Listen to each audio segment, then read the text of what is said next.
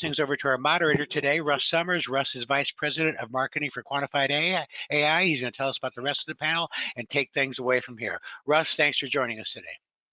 Tim, thank you so very much. And I am delighted to have three absolute, frankly, rock star panelists who are leaders in the industry to speak with today. And we're just going to have a great conversation is what we're going to do. So with us, we have Kevin Cutler, Head of Training at Regeneron. And Kevin is a longtime industry veteran. I have found that nearly everyone knows Kevin. It's just kind of great. We have Rashonda Burkett, Director of Medical Capabilities at Novartis. And then we also have Andreas Mueller, former CIO of Novartis, as well as Executive Advisor to Deloitte, to ZS Associates, even to Quantified, many other companies. Everybody, welcome. It is so great to see you all. And I'm going to jump right in to the first question, if I can. One moment, slides are not advancing. There we go. So let's start on this one with you, Andreas. Every one of you here is an early adopter of AI and seems to have seen the potential earlier than others. So I'd love to know, Andreas, what led you to get involved early with AI rather than waiting for others to take the lead? Yes, thanks, Russ. As I've been in both roles, commercial roles and also in CIO roles, and I always liked and enjoyed pushing the boundaries. And there were kind of three elements in my roles which I always was looking for, and where AI has really made a difference in the last years. One thing is around improving decision making, the quality, the speed, around analyzing, predicting, etc. That's one where I've seen a lot of benefits around AI. The second one was, of course, the efficiency play, utilizing automation, freeing up people from manual work. And the third thing is really then which I enjoy most, is really driving the innovation angle, new business models, new products and services that are enabled by AI that were not even possible a couple of years ago. And this has really put me a little bit at the forefront, testing and driving a lot of the technologies in the different domains. Intriguing. Rashonda, how about you? What led you this direction? Yeah, thank you for the question. So similarly, I think a lot of it just starts with mindset. Have always been interested in trying the new things and sort of being the first to adopt something. And I think when we talk about technology and AI specifically, I think that sort of comes with the territory. If you look at us who are interested in trying new ways of working. The other thing was just the need of the work to be done. So less resources, still the same amount of work that needs to be done. Can we fill that gap with technology? And so for me, there was a problem that needed to be solved, and you know, how do we leverage technology to help us solve it? I love that. Absolutely bringing the business mindset of what is the problem to solve, which is super important. How about you, Kevin? Yeah, my answer is not as sophisticated as my esteemed colleagues, to be very honest with you. I'm literally sitting in my office one day, and an old boss of mine, I was at Novartis at the time, he's over in Basel, and he called me up and he said, "Hey, Kevin, this gentleman just got back from a executive business course at Harvard, and Quantified was a tool that if you go through this senior level development course at Harvard, they utilize to help people with their presentation skills." And so they came back, and this guy by the name of George Zarkala saw it, and they called me and they said, "Hey, we got this really cool thing. We think you'd love it." I said, "All right, let me check it out." So I joined this call with Quantified, and the first slide that they showed me, they actually had a quote on there saying that they could measure if you're likable. And I said, "Hold on a second, time out. You're telling me you can measure if I'm likable?" And they said, "Absolutely." I said, "Well, I'm all ears, because I don't care what you sell, people buy from people they like." And that was kind of my introduction to Quantified. So we tested it with our Cosentix field force, and just saw tremendous value. The reps were very engaged. They saw, you know, at the end of the day, a rep's going to do something if they think it's going to help them sell more or gain greater access to their customers. And they just thought the ability to be able to measure things that we've never measured before, you know, likability, credibility, your ability to engage, and things of that nature, just really was the hook that really got me excited about it. And I don't want to say I was an early adopter, but I'm all about finding things that'll help engage the representatives more when you're training them, that and will make them better in front of their customers. That's awesome. So again, and I hadn't realized, Kevin, that we sort of dragged you into this, but that's a great story. And I love, again, the business mindset of how is this going to help reps be better at what they do. So let's stay with you for just a moment, Kevin. How are you using AI right now? I mean, I guess I talk about it in two ways. Personally, I continue to leverage the platform where when I'm in front of, I actually used it yesterday. I had a presentation this morning to a pretty high level person at Regeneron, and I had to convince them to do something. So I practiced my presentation with the simulator and got feedback on how I can maybe tell a better story, how I was saying too much. I had some fillers in there, maybe because I was a little bit too nervous. So I continue to leverage it personally. You know, at Regeneron, we're kicking off a pilot across a couple of field forces right now. We're going to be using the simulator to help role play.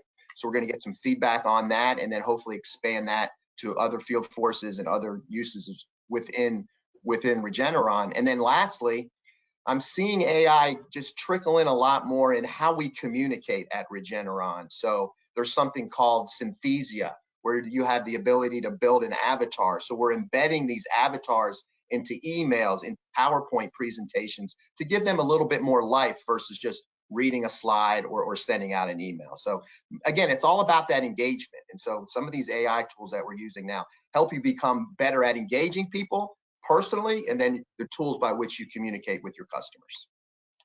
Interesting. Andreas, how about you? I know you and I have talked about a lot of both personal and enterprise applications.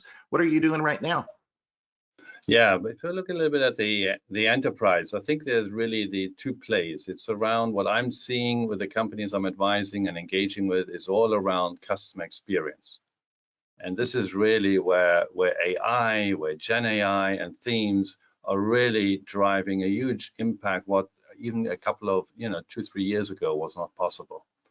And it's been a long journey we've been on, but this is really accelerating now after also the second part, like how is content created, how is content managed, etc., basically joins into the game. So that's one. And the second one is, I mean, we've seen that in the life science business a number of years, but it still is a big driver, is like, what's your next best engagement? So how do you help basically people engaging with the various stakeholders and customers out there? How do you help them in proposing what would be a good thing that is relevant really for the party you're engaging with? Intriguing. And Rashonda, it's interesting. I saw your eyes light up a little bit talking about customer experience. Is that an area that you're working with right now, or what are you working with AI these days? Yeah, I mean, from an enterprise perspective, it very much tracks with what Andreas was saying. I think we previously mentioned data-driven decision making. So, can we use, AI for analytics, predictive analytics, helping to strengthen and ensure we have greater confidence in the decisions that we make. But I think stakeholder engagement continues to be a core area that we're leveraging AI, both from an input perspective and then also from an output perspective. So, bringing those insights in, how can we use AI to more efficiently and streamline the insights that we have brought in from our field organizations? How then do we use those insights in a, like I mentioned, a predictive way to strengthen the decisions that we use? And then from an output perspective, helping our customer-facing associates, practice that communication and get feedback around, their impact and their effectiveness with what they're doing. So I think from an enterprise perspective, there's so many different sort of channels that AI is sort of has its feet in, if you will. Personally, for me, it goes back to the same reasons why we, kind of are in this space now. It applies personally. Got less time? I don't have time to write an email that takes me 30 minutes to craft. I can put that in ChatGPT, right? And get it in 2 minutes, or excuse me, 2 seconds. You know, a lot of the reasons why we use things both personally and at the enterprise are consistent. You know, we have to be able to do things efficiently and scale them quickly. And I think, you know, AI and other technology help us do that. Hey, Russ, can I just add one thing there? I mean, all three of us, Andreas, Rashawn, and myself, use the word engagement. And being engaging is very important in our business. And I'm assuming most of the people that are listening to this call are training they're training customer-facing employees that are engaging with the healthcare community. And this tool measures whether or not you're engaging. And to my knowledge, I've never seen anything out there that will measure that. So when you talk about what's important when you're in front of a customer, you have to be engaging. And so are we using tools and resources that actually measure if you're engaging, number one, and then most importantly, can identify if you're not, here are some things you can do to become more engaging. And it's not someone's opinion, it's objective feedback from the artificial intelligence. And so I think that, you know, we were all kind of saying the same thing there, but at the end of the day, are you leveraging this tool or this concept to become more engaging? Because we all know engagement is at the end of the day, that's probably one of the most important things that our customer-facing associates do. That's a great point. If we can't engage people, they can't learn anything from us now, can they? Yeah. So as I said earlier, you are all somewhat early. I'm going to take just a moment here. You were all early to this game, but I'm seeing adoption sort of across the board in many companies. I was actually just watching a video from a major competitor to some of y'all this morning, and they were bragging on everything they were doing with AI. So this is what we're looking at here as Geoffrey Moore's model of technology adoption. And we all use the phrase early adopters, but really the way it breaks down, a very small number of people are innovators that play with the technology really before it's ready. Then the early adopters step in and help polish it. You move on to the early majority, that where you've moved from I'm working based on faith and vision to I am seeing the business application of this. From the early majority, you move to late majority. And finally, there are the laggards, right? The people that finally go, okay, I guess it's 2007, I'll get an internet connection or whatever. So what I'd love to do is run a quick poll and just see from the audience, where do you think we are in terms of adoption of AI? Are we still innovators? Are early adopters there? Is early majority there? You've got an opportunity to choose any of the options, and I'm just curious to see what will show up here. Do people believe we're still in the early majority phase? Are we starting to move on to late majority, or are we earlier? So it will take just a moment or two for everybody to click in, weigh their opinions. Rashonda, do you have an opinion on where you think it's going to end up if we had to place, like, say, a little $20 bet? What would you bet? I'm not a good better, but I'm going to say people think we're maybe early adopters. Cool. Andreas, would you agree with that? I would go for early majority. And Kevin, how about you? I'm going to keep sliding down. I'm going late. I'm going late majority. Really? There's the spectrum right there. Well, I'm seeing the responses come in, and this is actually, it's going to be pretty interesting. We'll take just another few seconds to collect responses, and then we'll share the results with y'all live. Well, I think too, Russ, it depends on adoption. Are we talking customer-facing associates? We talking about manufacturing? We talking about drug development? There's lots of different, obviously, categories within our industry. Maybe some are a little bit further along than others. That's a really good insight, because it's really an enterprise-wide thing, but each different area of the business may move at a little bit of a different cadence. And I think it's also something to just kind of highlight. AI's been around, right? I think it's sort of come to the forefront now just because of the leaps and bounds that generative AI has made, and so now it's become more mainstream to a lot of the world that we operate in. But some of us have kind of maybe been on the innovation part of it for a while. And so I'm interested to kind of see how mainstream it is, to this poll. Well, let's check it out. I'm going to close the poll now. We have enough precincts in that I think we can call the election. This is interesting. I mean, Rashonda wins the money.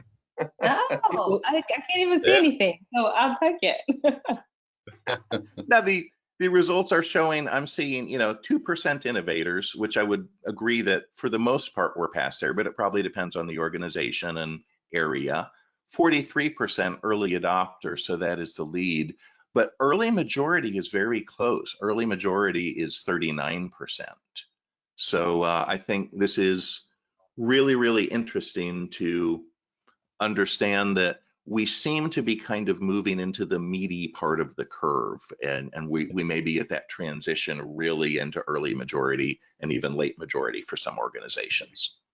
So intriguing. I think maybe Russ on that one. I think even maybe a lot of things are not anymore that obvious also, or it's become part of it, and you maybe not be aware of where AI is already playing a role. I mean, a couple of years ago, we had our lighthouse projects and things like that, and we were driving certain capabilities, etc. And today, a lot of things are already embedded in certain of your work processes. Huh? That's a very good point. When you click on help me write this email in Gmail, you may not be thinking I am using AI. You're simply clicking a convenient button, but you're right, it's embedded in so many areas. So I'd love to move on to the next set of questions. So let's move forward.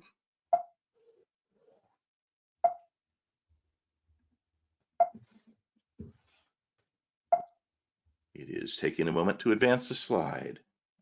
Okay. And Rashonda, let's start with you on this one, because you're in a pretty interesting organization and an interesting role there. Inside your organization, how much pressure is there to adopt AI, or is there pressure? I don't think there's pressure. If anything, I think sort of in my role, I have to kind of pump the brakes a little bit because people are like, I want to use AI, I want to use AI. And I can't reiterate this enough. Identify the problem first, and then determine whether or not AI is an appropriate solution. And so I think the pressure is more internally driven that, hey, we are an innovative organization, we have innovative associates, they want to be on sort of the left part of that curve and being those early adopters. But we also have to balance that with the judicious and appropriate use of the technology in the places that it should be used. So, I think there's a lot of talk around this topic, hence the reason we're all having this conversation right now. And I think the pressure comes with how do you ensure that you are using it in the right places for the right reasons? That makes great sense. Kevin, how about you? Yeah, the one thing I would add to what Rashonda said, I wouldn't say there's pressure to use AI.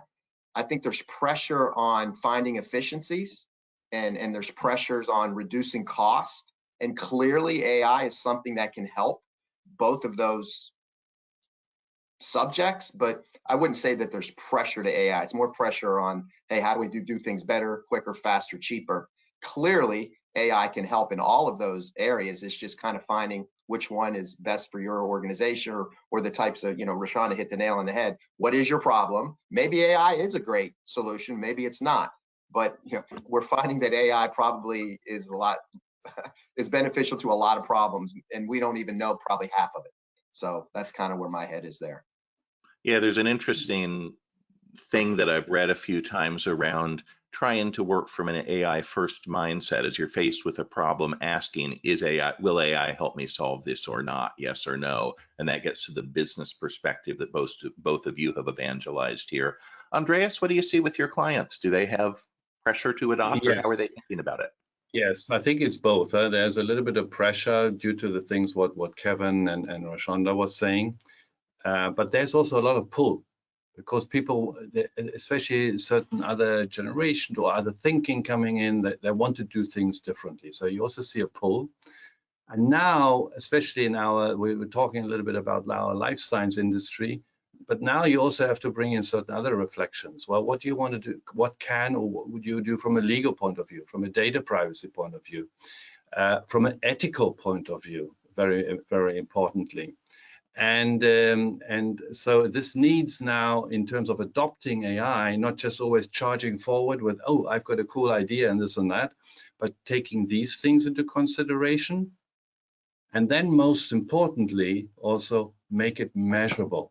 And this is where I'm seeing a big pressure at the moment, saying, okay, all across the value chain, in the whole line, have these things, but make it measurable and time box it. If it doesn't work, kill it and move on to something else. And I think that is something which I'm seeing a lot more, at least in some firms, a lot more rigor around that. And that's a wonderful, I mean, when I think of sort of your background, that's a wonderful CIO perspective that I would expect is, you know, let's validate that it's working, let's test it, let's experiment, validate, and move on. So I love that. Staying with you, Andreas, for a moment, the pharmaceutical industry has always been built on relationships.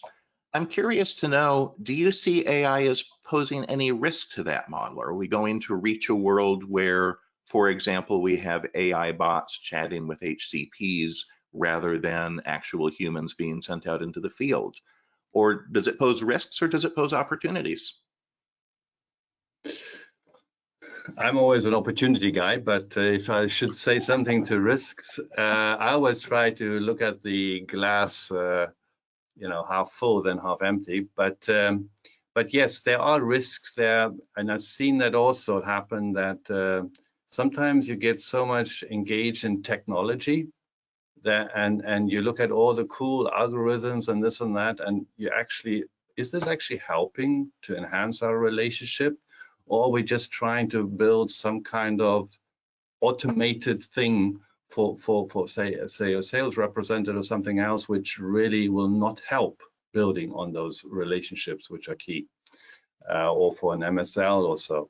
So I think there are some things which you really have to be a little bit wary of, and not to go too deep into tech, but really think, what is the outcome which we want to achieve here?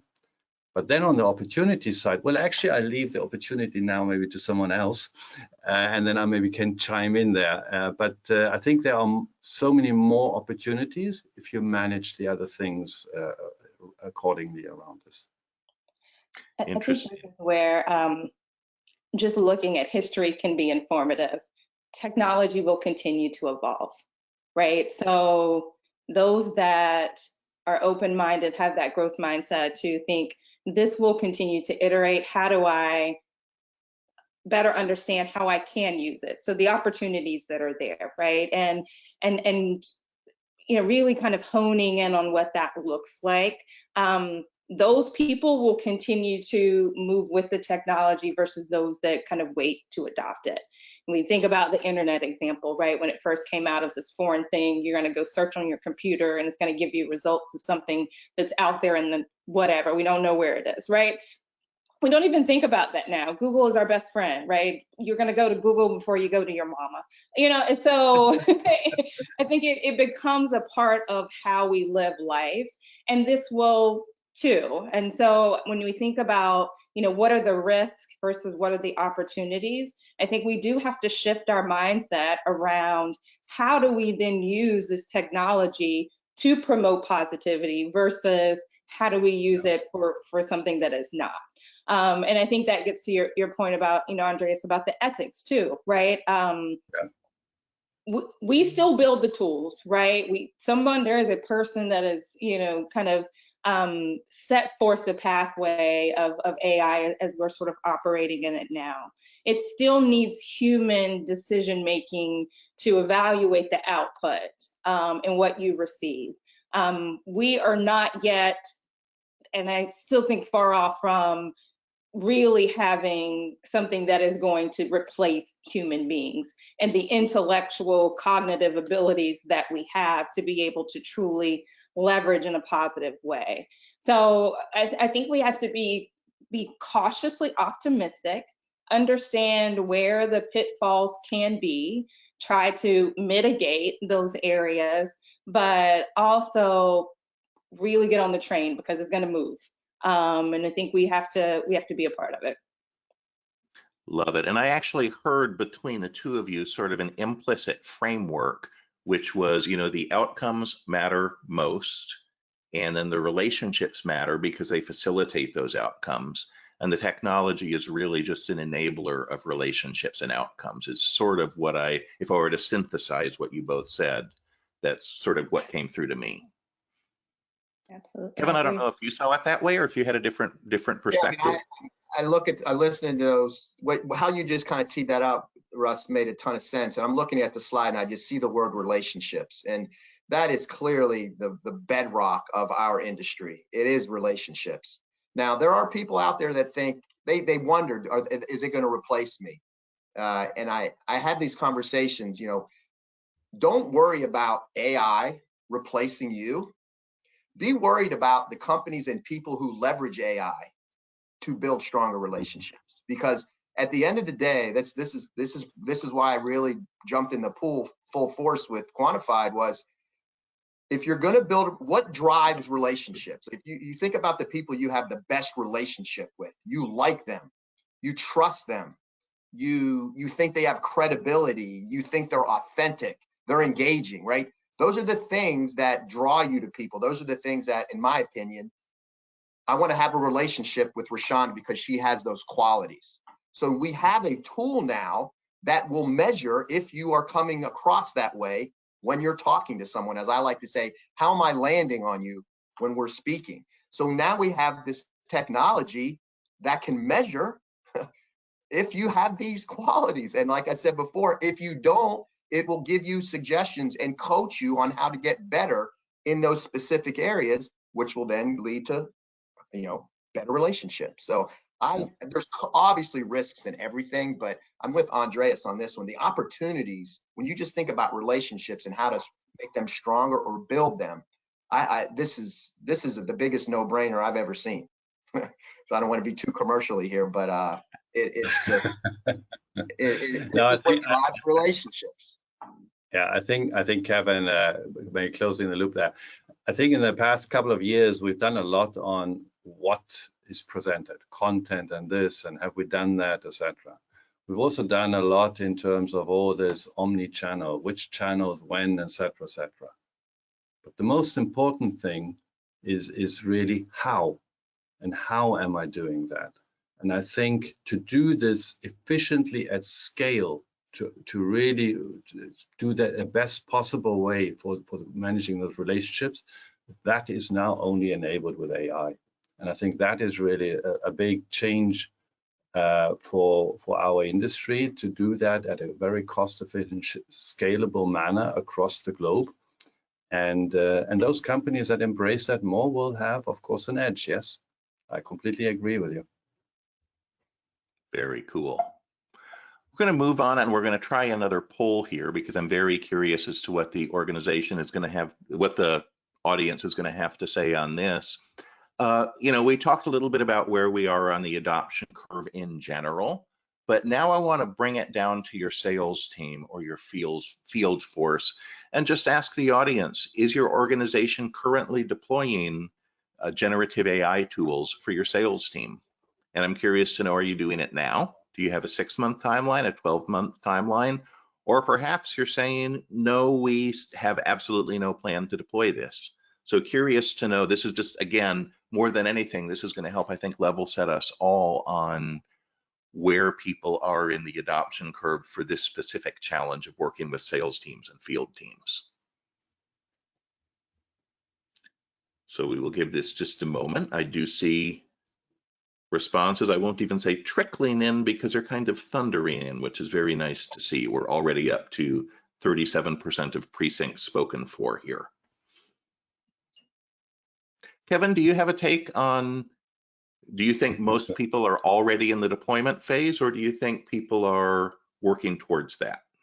I think the simpler tools, maybe the Chat GPT and things of that nature, I think everyone leverages those.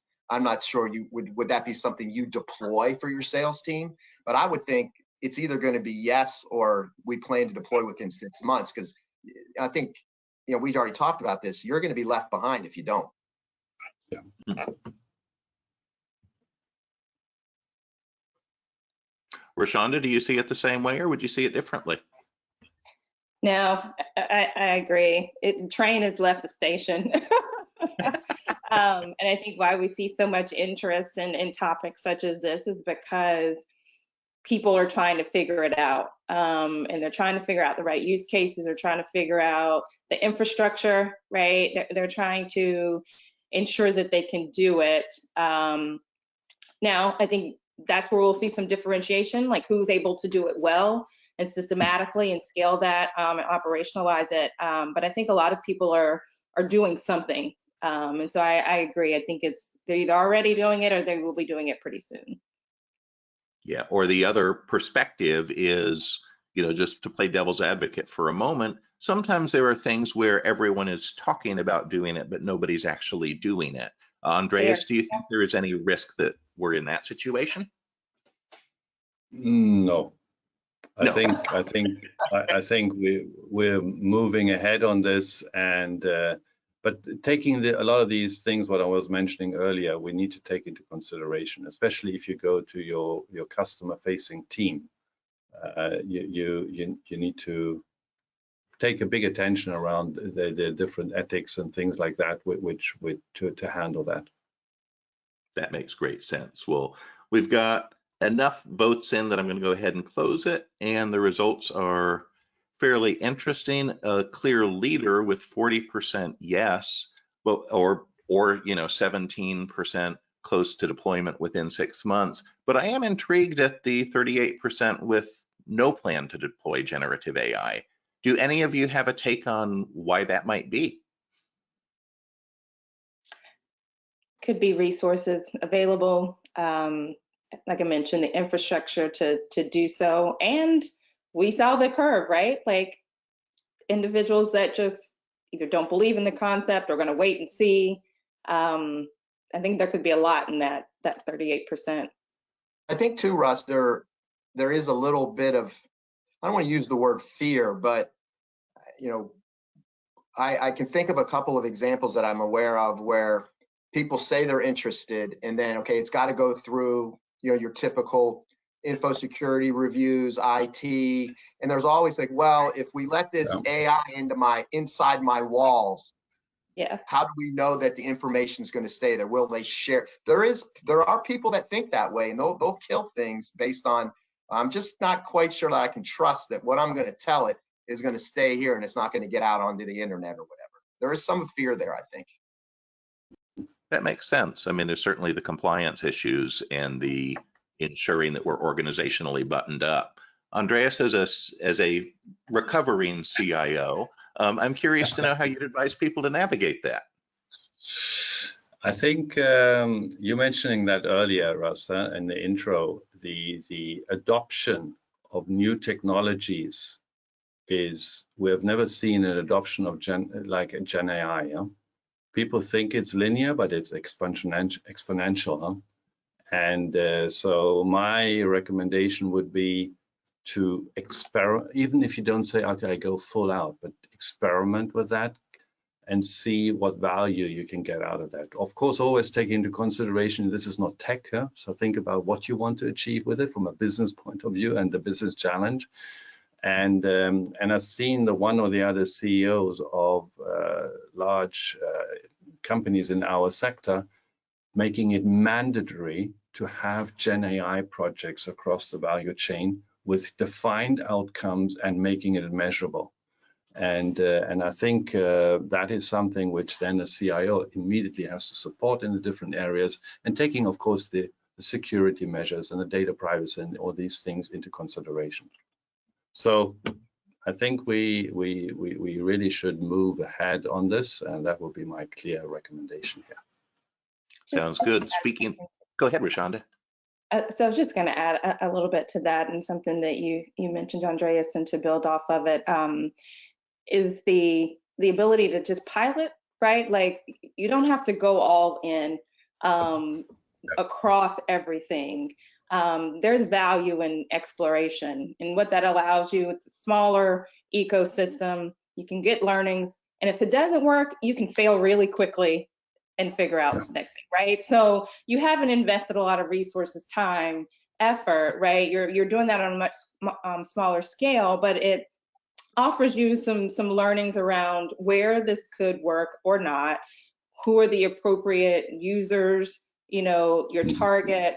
So for those that have no plans, you know, I think what you might hear from us is try, you know, identify a business solution, see if there's some place where, you know, this could meet that, and do it on a small scale, right? Proof of concept, pilot, you know, really take the time to explore.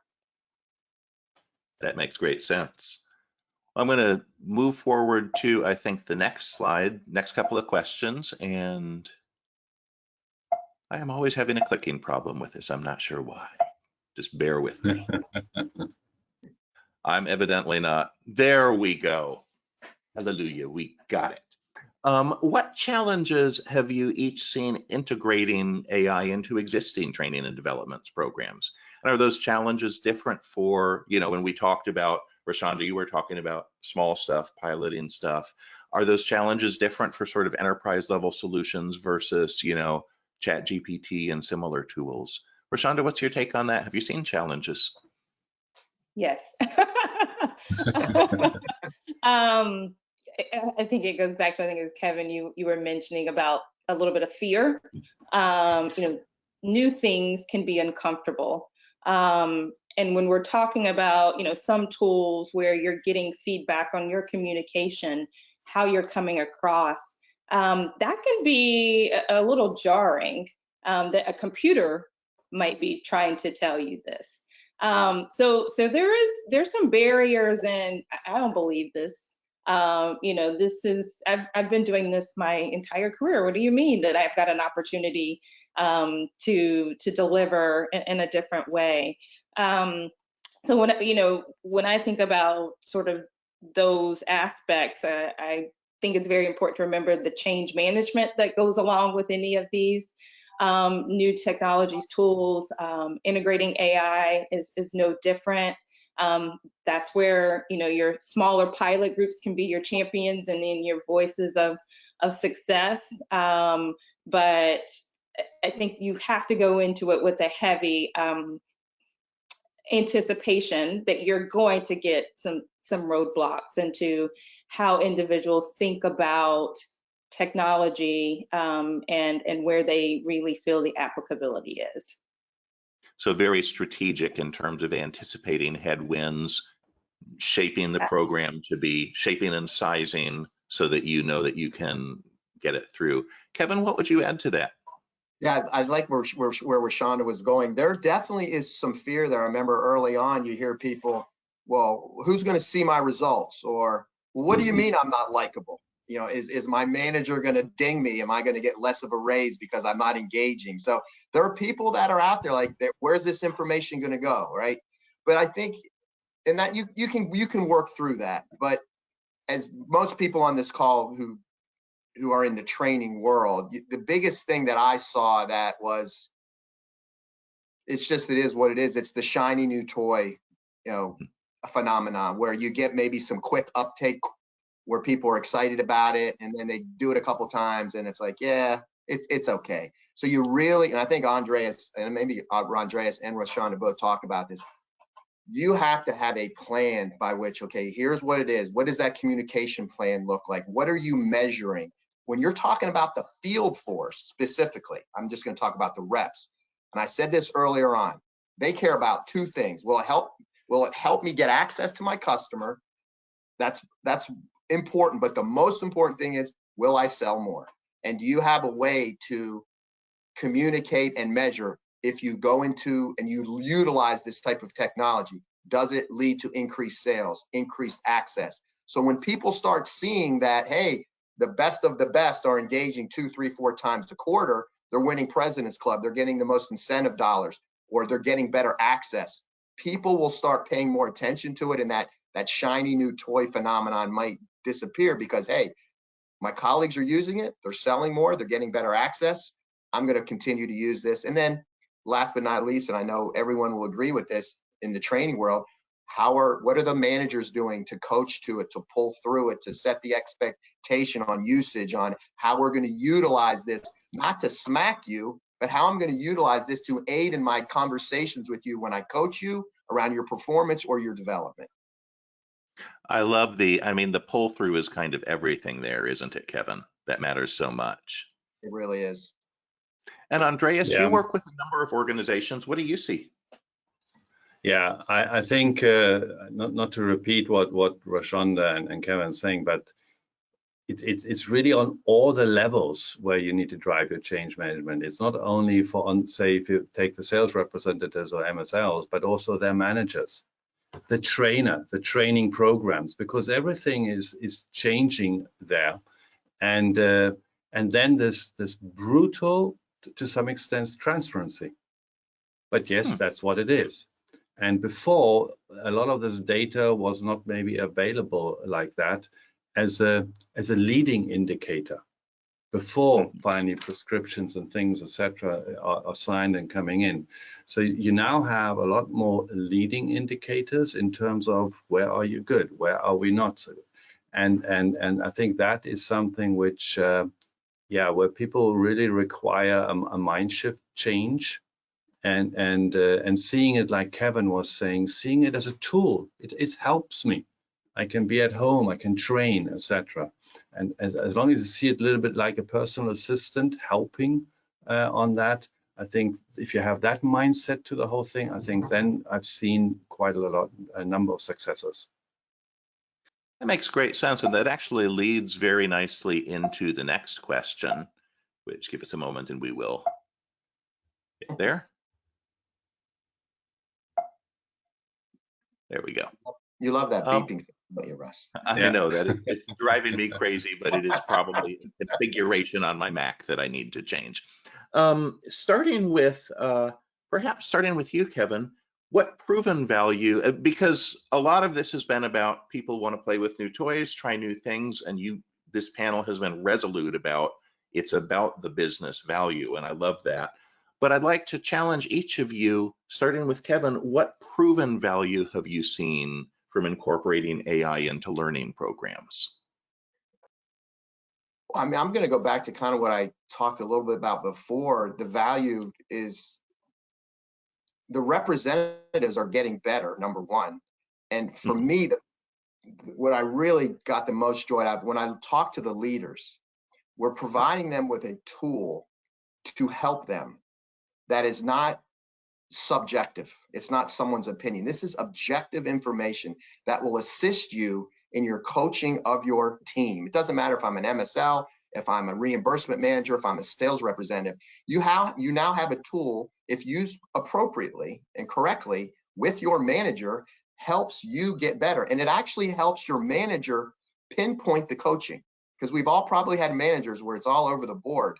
And this really helps them focus in on areas where you're strong and then areas where you can develop. And again, this AI gives you tips and tricks on how to get better, but it's not meant to take the place of that manager. So the value that you get to helping your leadership coach better and more effectively and efficiently, I don't know if there's a dollar value there, but we saw, I mean, I don't work at Novartis anymore, but we saw at Novartis, the representatives and managers that engaged with this more often than the ones that did not, they were 28% more likely to go to President's Club.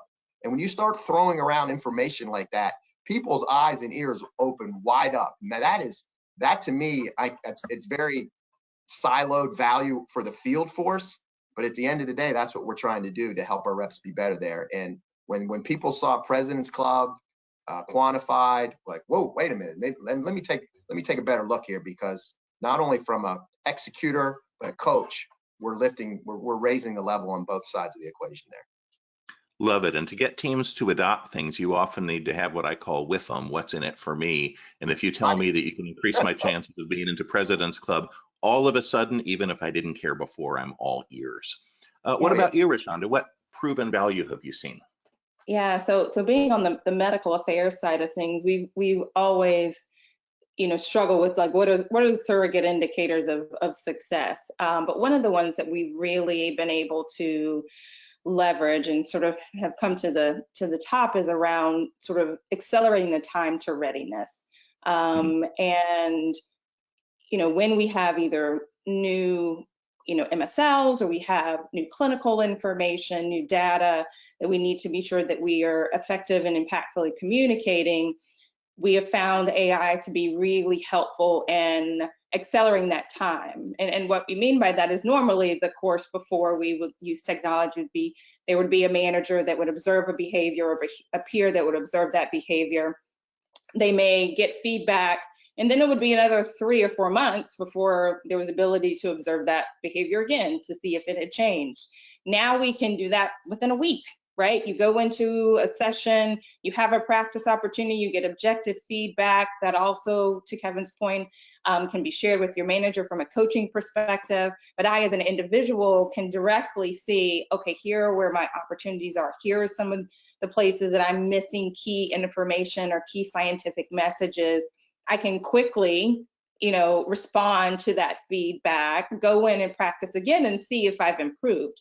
Whereas before, we didn't necessarily have such a tool that allowed us to get that information quickly. So we've seen a tremendous time to our understanding and our confidence, and our field associates being ready to verbalize some of that key information, which is significant, because that then, to Kevin's point, allows you to be very targeted. When we talk about efficiency, how do we got less resources? How do we make sure we're using them appropriately? To target your training where you need it, right? So I don't have to train on everything anymore. Now I can see specifically where those gaps are, and that's where I'm going to, spend my time and effort. Outstanding. Andreas, and you, proven value. Yeah, building off that, if I compare many years back, we had kind of, when I was in a life science company, we had these selling villages, where we went around into different companies, etc. And that time in my tech role, we delivered some mobile apps so that you could track immediately there what is going on. But it's still very subjective. And I think this objective, data-driven insights, no one can argue. It is as it is. And I think that's one really key value. And the other one is, I can do it at my pace. And so it's not like you had a trainer session, but it really didn't go well. So now I can do again and again until I get it right. And I can learn also from my mistakes. And it's standing, the avatar maybe in front of me. So I'm engaging with that and try also different things, because every person still needs to be authentic.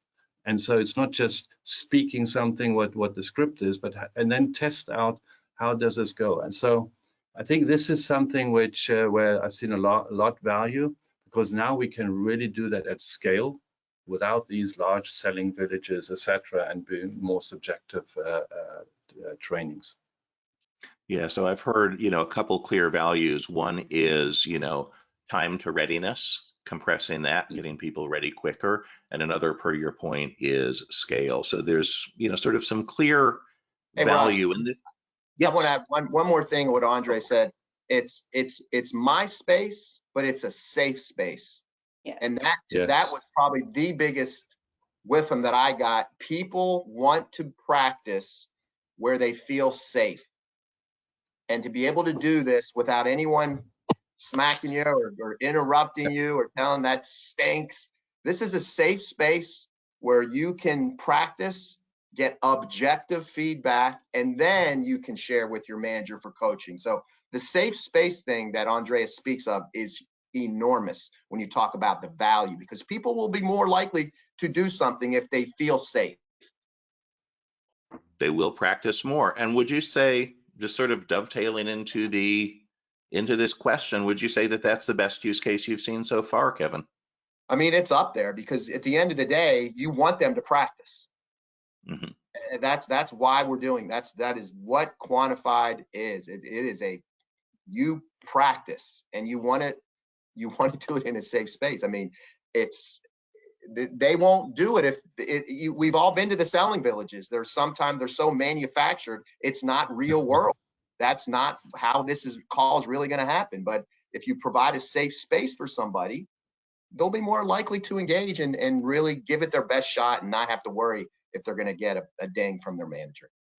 Kevin, I want to highlight a delightful irony in what you said. You said the selling villages are not real world and a simulation is by contrast. So that's just kind of humorous. I have to dwell on that for a moment.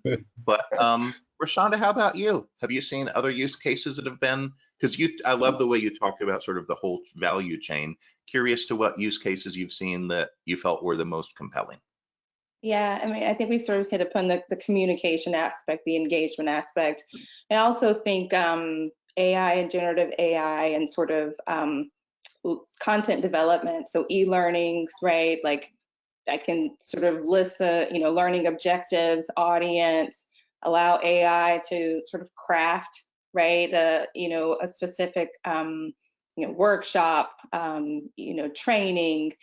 I think it, again, still needs a human lens to identify the appropriateness, but it certainly has reduced the time and effort that it takes to create some of these things.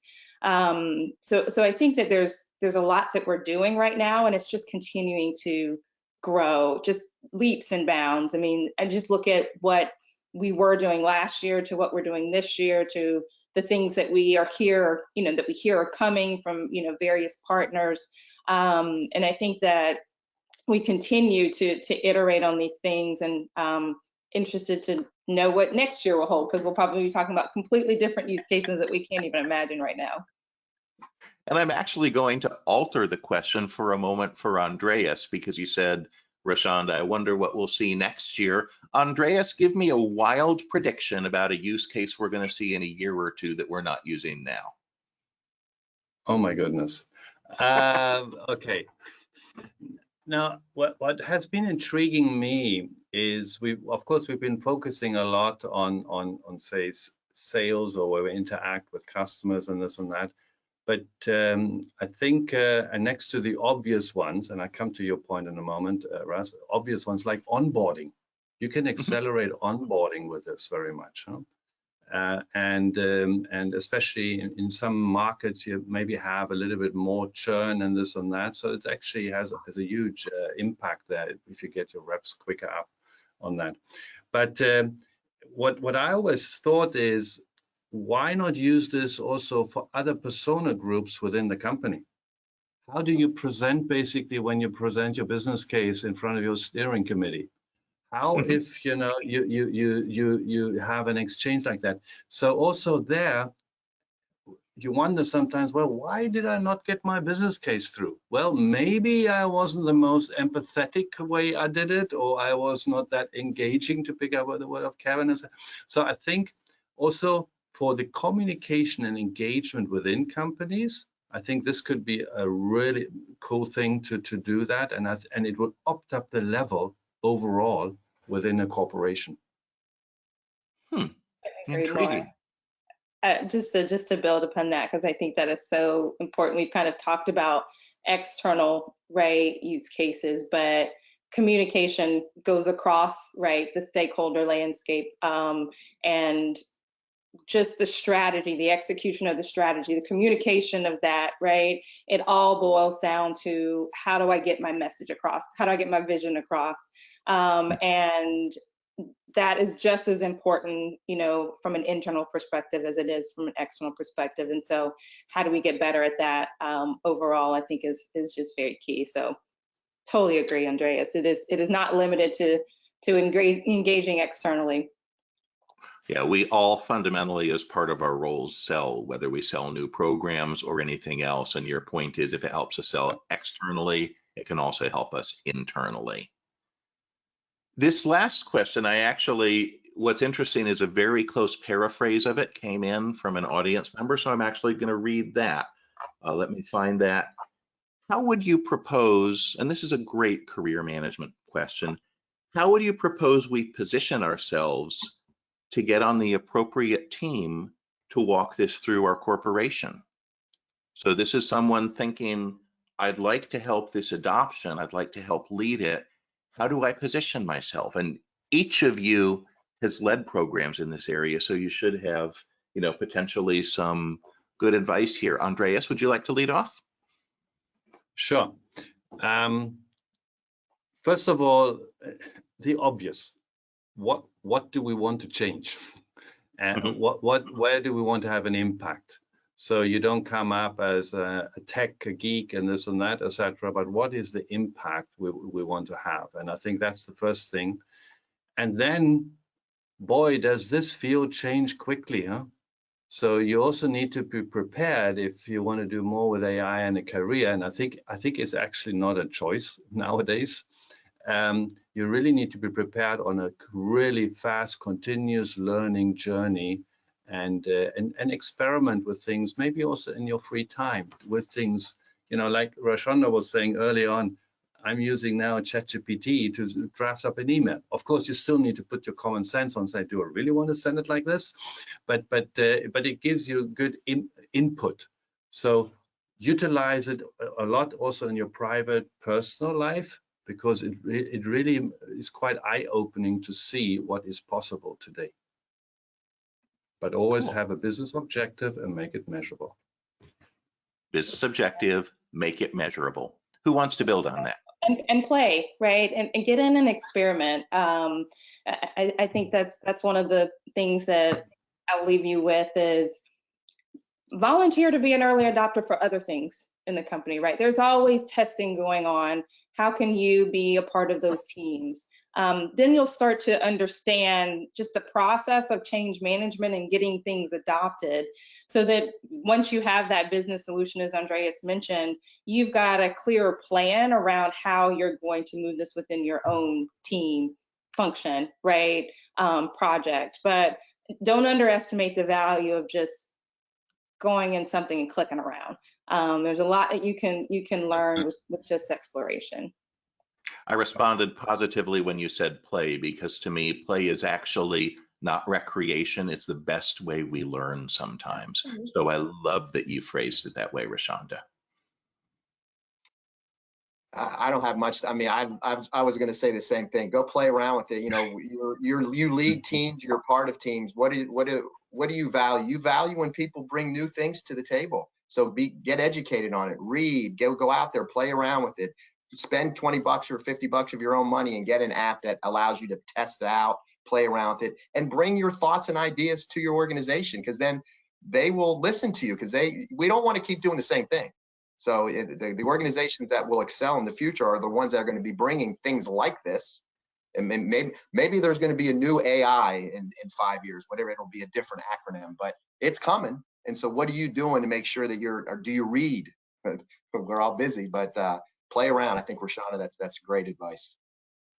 Absolutely. Well, we are right about at time. Up here, we've got a couple, links. You're welcome. I appreciate everybody joining. First off, y'all are welcome to check out the Quantified Resource Library at quantified.ai resources, and/or to follow us on LinkedIn. And if I can, I wonder if Tim's going to let me sneak in one more question. I'm going to try, and he'll cut me off if he needs to. But let me pull one more audience. Go right ahead, Ruth. Awesome. Thank you. Find the right one. Real quick, this is going to be a lightning round, and it's a great question. We've talked about Quantified, and we know that some people here have some exposure, some use case. But beyond that, each of you tell me your favorite tool that you're experimenting with or using right now. And I like the love for Quantified, so feel free to say that, but feel free to toss out something else as well. Kevin, you want to go first? Yeah, I mean, obviously, I'm a big sorry, I hear a lawnmower behind me here. Big fan of Quantified, but I've learned through a colleague of mine something called the Copilot with Microsoft that helps you with all of the suite of the Microsoft stuff out there. So I'm starting to play a little around with that as well, obviously continuing to leverage the Quantified tools as well. Sounds good. Rashonda, and you? Yeah, I've been playing with a company with presentation development. So executive storytelling, you can sort of create profiles of different internal stakeholders that you will presenting to based upon their preferences, visual, how to like their data displayed. And say you're going to present a message around a business case, it'll sort of craft recommended flow of organization of the content based upon sort of their behavioral preferences. So called Present. It's been very interesting. Intriguing. And Andreas, you? Yeah, so Kevin took mine, but with a Copilot, because I'm experimenting with that a little bit at the moment. But then let me take another one. I was never good as an artist or could draw pictures, and I'm really enjoying DALL-E from ChatGPT. Yeah. I couldn't believe how I'm just sometimes sit for hours there, and then I look and say, wow, what did I do here? So You are the this artist shows now. the power of technology, which I would have never thought would be possible. Yeah, and if you're liking that one, I'll leave you all with this one, and this is totally recreational, but I believe it's called Suno.ai, and it creates music. So you can literally say, I want to hear an indie folk song with a hip hop beat about my dog, and it will Love create it. that. It's just so fun. So in the spirit of playing to learn, I'd encourage everybody to play. So Rashonda, Kevin, Andreas, thank you all very much. I've really enjoyed spending this hour with you and learning from you. And I'd like to thank the audience as well. Thank everyone for joining us. Thank you. Thank you, Russ. Thanks.